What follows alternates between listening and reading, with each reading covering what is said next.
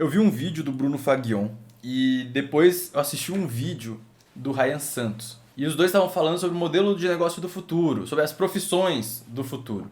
No vídeo do Bruno Faguion, ele foi mais específico e ele criticou muito o porquê que o modelo de negócio de agência não é um bom modelo de negócio, não é um modelo de negócio bem falado pelos empresários e porquê que eu também, hoje, como dono de agência, tenho mais de 100 clientes dentro da minha agência, confirmo que tudo que o Bruno estava falando ali é verdade. O modelo de agência por serviço da forma que ele não é um bom modelo de negócio. E inclusive, desde o começo, a gente sempre identificou isso, que é um modelo de negócio com vários problemas e justamente ele apresenta um caminho para você resolver esses problemas e muito desses caminhos é a partir da automação do serviço que você presta, transformando a sua prestação de serviço que é mais manual, enfim, em algo muito mais automatizado, com mais tecnologia e mais padronização de processos mesmo. E o próprio Ryan falou mesmo que gestor de tráfego, como hoje em dia existe, não vai existir mais daqui 5 anos, 6 anos. E é verdade também. Porque as plataformas, Facebook, Instagram, eles estão querendo automatizar o máximo possível para você utilizar as inteligências artificiais, para você utilizar os algoritmos que eles estão desenvolvendo. Porque esse algoritmo vai fazer eles ganharem muito mais dinheiro do que eles ganham hoje em dia, com certeza. E esse middleman, o gestor de tráfego, a agência de tráfego, social media, enfim, essa pessoa que presta serviço usando essas plataformas, cada vez mais vai ser desvalorizado. Porque os clientes vão ter ferramentas, tecnologias que eles vão poder aplicar diretamente ali e resolver esse problema dele, sem precisar ficar dependendo de pessoa que fica doente, que tem problema, que às vezes tem dificuldade para entregar um serviço por não ter muito conhecimento e aí tem que estudar. E às vezes o risco também, né? Você pode dar sorte do gestor de tráfego ali que você contratou, for um puta gestor, né, que ele manja muito do serviço, que ele tem tempo também para dar atenção para sua conta e vai fazer você dar resultado. Ou você vai cair no colo de um gestor que, tá enchendo a conta de clientes, não consegue atender todo mundo de uma forma muito qualificada e acaba às vezes deixando um cliente ou outro de lado. E eu falo isso porque eu já passei por isso. Todo mundo que tem agência já passou por isso. Você vai querer ganhar mais, vai querer escalar e uma hora você acaba colocando mais cliente que você dá conta e acaba deixando um ou outro de lado. Claro que você não quer fazer isso, mas acaba acontecendo no modelo de serviço. E para ressaltar aqui o ponto pior de todos para mim é que no Brasil serviço não é valorizado.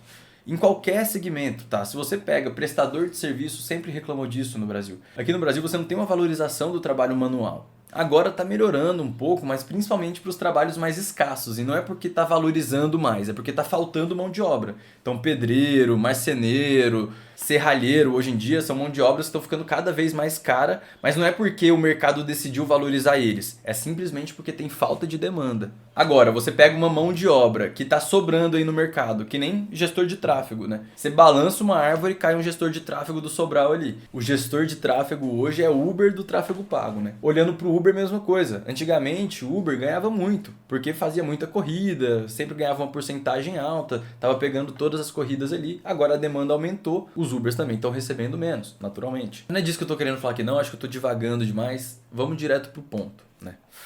Além de você ser desvalorizado, o modelo de negócio tem todos aqueles problemas que o Bruno falou, de você não conseguir escalar sem precisar contratar mais pessoas. E você acaba tendo que virar um gestor, contratando e perdendo gente, sempre. Vira um jogo infinito. Você sempre vai estar procurando talentos e perdendo talentos para o mercado. E com todas as automações e ferramentas de inteligência artificial que o Google e o Meta estão lançando nas plataformas de anúncio deles, a gente começou a automatizar várias coisas do nosso serviço e a gente foi desenvolvendo uma plataforma. Hoje em dia, a gente sabe que o nosso modelo de negócio chama SaaS, que é o Service with a Service. E agora a gente está caminhando para fazer o SaaS. Eu vou mostrar aqui para vocês na telinha para vocês entenderem um pouquinho mais o que eu estou falando.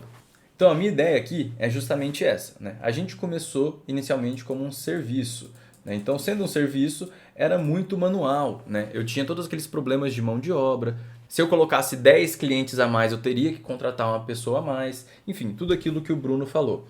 E aqui tudo era feito de forma manual, né? De forma que o dinheiro que eu estou recebendo aqui pelo meu serviço é gasto aqui pelo meu tempo, certo? Né? Era convertido em dinheiro. Então a gente estava vendendo literalmente o nosso tempo ali para os nossos clientes. E onde que o nosso tempo estava sendo gasto aqui? A gente gastava bastante tempo no onboarding, tinha cliente que demorava quase 2 meses para fazer esse onboarding, E a gente gastava muito tempo também com as demandas, né? Então é na operação, né? O cliente vinha surgindo com demandas. Matheus, o movimento está fraco. Matheus, eu quero mudar tal coisa no site, enfim. E isso também gasta muito tempo nosso. O onboarding e as demandas eu posso dividir em duas categorias, que era o site e a gestão de tráfego. O site e a gestão de tráfego. Sendo que nessa época aqui, o site ele gastava mais tempo e mais dinheiro. Então, ele era o pior dos cenários aqui. Porque o site eu precisava de uma mão de obra especializada, um programador para fazer, principalmente do jeito que a gente estava fazendo, daqui a pouco eu explico mais sobre isso.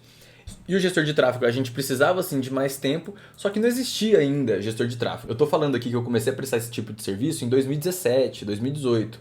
Então o Sobral nem tinha surgido ainda com essa turma de subidos, ninguém chamava Google Ads, mídias pagas de gestão de tráfego. Hoje em dia a gente chama, mas antigamente não tinha ainda essa nomenclatura. Então também não tinha um profissional que era muito requisitado. O que a gente fazia? A gente contratava um estagiário, treinava ele para fazer essa gestão de tráfego e tinha um profissional ali que custava pouco e conseguia fazer uma gestão de tráfego mediana ali, bacana pra gente. Principalmente porque a gente sabia, né, onde buscar esses estagiários, a fonte desses estagiários e também como se comunicar com eles, enfim. Isso sempre foi um diferencial aqui também da nossa empresa, né? Bom, na parte de demanda a mesma coisa. Eu tinha o site aqui, que da mesma forma também gasta mais tempo e mais dinheiro. E eu tinha aqui a gestão de tráfego, que gastava menos tempo e menos dinheiro, né? Tá um pouco bagunçado aqui, mas vai fazer sentido, tá? Mas vamos lá. Quando a gente enxergou esse cenário aqui, que eu tenho claramente mais demanda e mais tempo sendo gasto, dinheiro sendo gasto na parte de site do que na parte de gestão de tráfego, a gente falou, beleza, vamos automatizar, vamos facilitar essa parte de geração de site, de geração de site, de otimização de site. E é por isso que desde o começo isso já era uma coisa que a gente planejava, né? A gente já queria automatizar isso, a gente já sabia que isso seria o maior problema, porque o meu sócio ele é dev, né? Ele é tech, então ele tem já essa visão de tecnologia, enfim. Quando a gente começou a programar os nossos sites, a gente fez de um jeito que ele fosse muito mais... A gente fez de um jeito que fosse muito mais fácil ser replicável e muito mais fácil a gente dar manutenção. E também seria muito simples a gente saber qual modelo de site performa mais. Então se eu tenho ali 20, 30 clientes, eu já faço vários testes para entender esse tipo de site funciona bem melhor do que esse outro. E a gente começou a aprimorar e otimizar, né, esse modelo de site baseado exclusivamente na porcentagem de conversão. E também utilizando, né, aquelas métricas do PageSpeed Insights para ter um site nota 100 sempre, né, ter o site mais otimizado possível. E a gente começou a automatizar e sistematizar toda essa parte de geração de site, geração de demanda. Outra coisa também que a gente conseguiu automatizar foi o onboarding, porque a gente precisava fazer várias reuniões, pegar vários dados dos clientes e a gente transformou isso tudo num sistema. O cliente preenche um formulário que já me passa todos os dados que eu preciso ali dele e eu consigo já automaticamente criar um site que vai ser utilizado na nossa agência no futuro. Naquela época, então, era meados ali de 2021, 2022, é logo depois da pandemia, quando lançou o ChatGPT 3, né, a gente viu a possibilidade de automatizar 100% a criação do site e esse gerenciamento do site também para fazer manutenção, etc. Foi aí que a gente entrou nesse sistema de Software with a Service, que a gente começou realmente a usar uma plataforma e economizar muito tempo, muito dinheiro aí da nossa equipe. A gente não precisou ficar contratando mais programador conforme a gente fosse colocando mais cliente. E dois erros que eu acho que eu cometi aqui, e não sei se foram erros, né, mas foram coisas que talvez tenham prolongado um pouquinho, feito com que demorasse um pouco mais para a gente ter um desenvolvimento rápido realmente dessa plataforma. Então, como eu falei, foi de 2018 até 2021, 2022. Então foi quase 4 anos fazendo essa plataforma, desenvolvendo toda essa estratégia. E o motivo disso foi porque a gente continuou captando clientes enquanto estava fazendo a plataforma. Talvez se a gente tivesse dado uma paradinha ali, tivesse focado só na plataforma mesmo, as coisas tivessem caminhado mais rápido. Mas como a gente precisava fazer cliente, querendo ou não, tinha um churn um pouquinho alto, né? A gente dentro do marketing sempre tem ali um churn que acaba fazendo que a gente precisa trazer mais clientes para dentro sempre. A gente não conseguiu focar 100% da equipe nessa parte de automação e acabou dividindo, né, esse trabalho. E eu acho que isso prolongou, fez que demorasse um pouquinho mais. E até hoje a gente faz isso, para falar a verdade. Porque a gente lançou essa primeira plataforma, é um beta, né, uma plataforma que ainda temos muitas coisas a melhorar. A gente quer automatizar praticamente todos os nossos serviços que a gente tem aqui da Fly. E a gente ainda está nesse sistema de SaaS, né? Porque eu ainda tenho muito serviço humano sendo feito dentro da nossa equipe, principalmente na parte de gestão de tráfego, por mais que a gente tenha automatizado várias coisas, criação de campanha, definição de palavra-chave, público, enfim, tem muita coisa que já está automatizada. Só que ainda assim, né, o sonho, né, da gente chegar lá na frente num SaaS mesmo é maior. Então vou explicar um pouquinho mais aqui o que a gente está fazendo agora e o futuro que a gente pretende alcançar.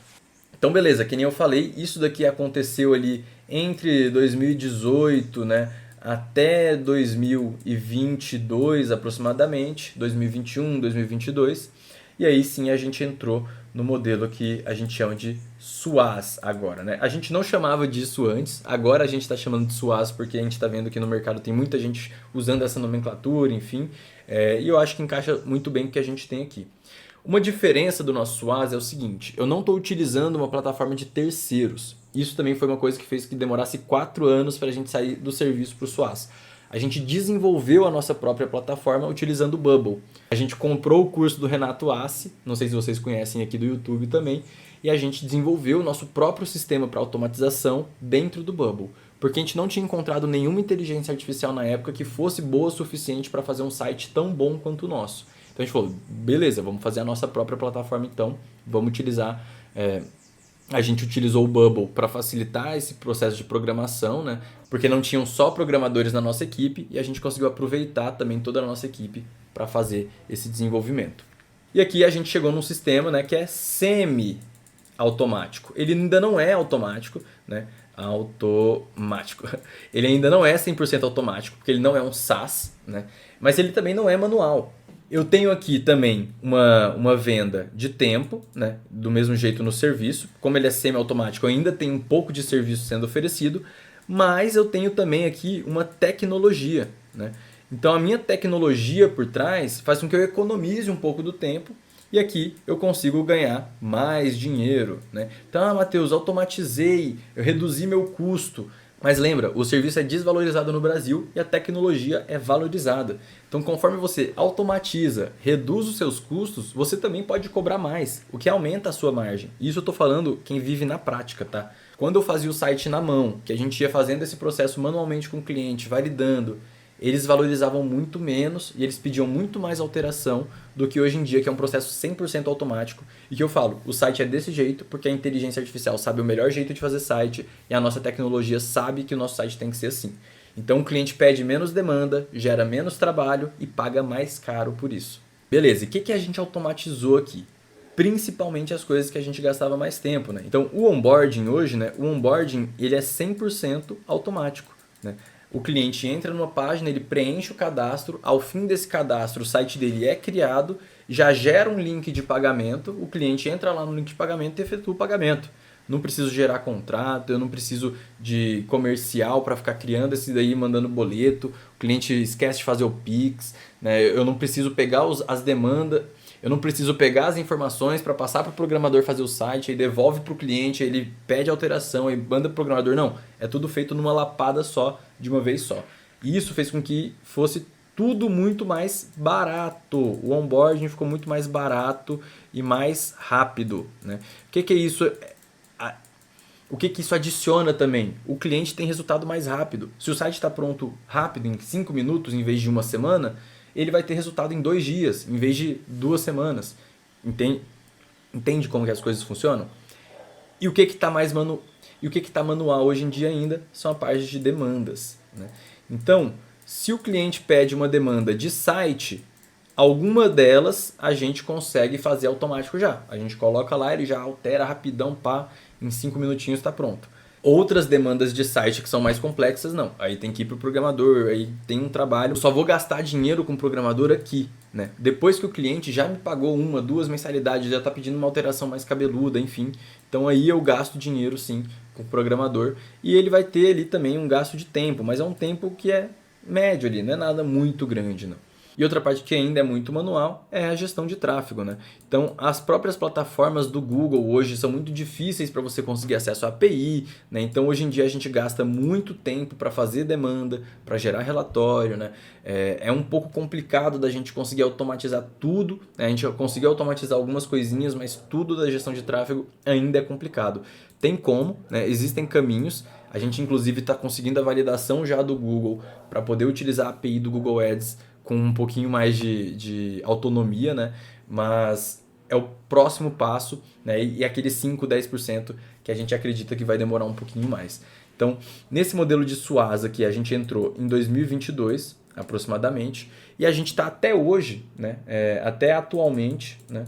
Nesse modelo, né? Então, a nossa intenção é fazer o desenvolvimento da nossa plataforma, transformar esse SUAS em um SaaS, né?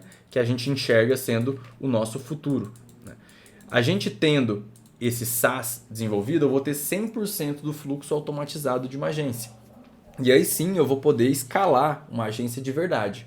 Hoje em dia eu não quero falar em parte de faturamento, nem número de clientes, mas hoje a gente tem uma clientela alta, a gente continua vendendo. Como a gente tem esse sistema de onboarding automatizado, eu consigo vender muito mais fácil, muito mais rápido, né?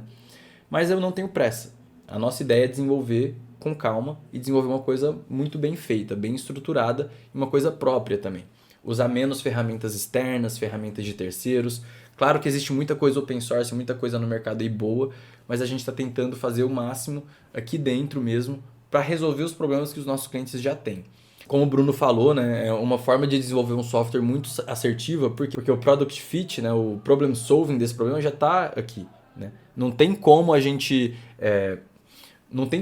errar na dor, né, de que esse software não resolve nenhum problema, sendo que eu já resolvo esse problema desde 2018, prestando serviço. Eu só estou automatizando e sistematizando tudo isso aqui, né? E dentro do nosso futuro, do SaaS, né, a nossa intenção é fazer um modelo totalmente automático, né? Tendo um modelo automático, eu vou vender aqui bem menos tempo, claro que tem tempo, mas é bem menos tempo. Então eu vou estar vendendo praticamente tecnologia e com a tecnologia eu vou cobrar muito mais, né? Matheus, mas está totalmente automatizado. Matheus, mas está totalmente automatizado, o seu custo é menor e não dá para cobrar menos? Sim, eu vou poder, inclusive com a tecnologia, desenvolver diferentes produtos e níveis de produtos, né? Às vezes, para quem está começando, eu libero um pedacinho só que já vai ajudar. Para quem já está intermediário, eu libero uma parte maior e ele paga um pouquinho mais por isso. Para uma clínica completa, que já quer tudo que a gente oferece, aí ele vem com um pacotão muito caro, muito alto, mas que vai resolver o problema dele com certeza. Nesse momento, o tempo não vai ser gasto com onboarding, o tempo não vai ser gasto com demandas, o tempo vai ser gasto com customer success.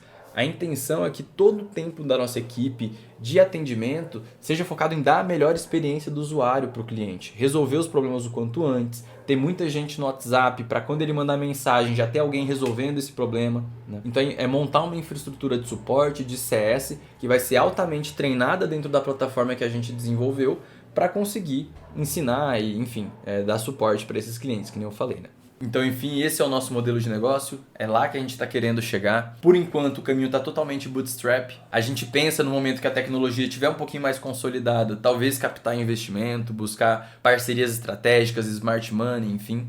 Mas deixa aqui no comentário o que você achou, o que você tem a agregar por esse modelo de negócio, o que a gente está falando aqui. Não sei se tem mais alguém nesse barco tentando navegar nesse caminho, né? O meu foco da minha agência é muito mais gestão de tráfego, desenvolvimento de site mesmo. A gente resolve um problema específico de um cliente específico. Eu não falei aqui sobre a minha buyer persona, eu não falei aqui sobre especificamente o problema que a gente resolve e nem a intenção. A intenção era falar mais sobre o modelo de negócio. Mas se você ficou curioso, quer conhecer um pouquinho mais, deixa um comentário aqui. A minha intenção aqui é falar sobre o que a gente está construindo, trazer o que eu e a minha equipe temos desenvolvido nos últimos anos e trocar ideia, né? Trocar experiências aí com outras pessoas que estejam passando pela mesma coisa também. Beleza? Deixei no link aqui os vídeos que eu comentei, que eu assisti, que é o do Ryan e o do Bruno Faguion. E deixei o canal também do Renato Assi, que eu comentei aqui, que é um personagem muito importante também no desenvolvimento do nosso SUAS aí nos últimos anos. Beleza? Valeu e até a próxima.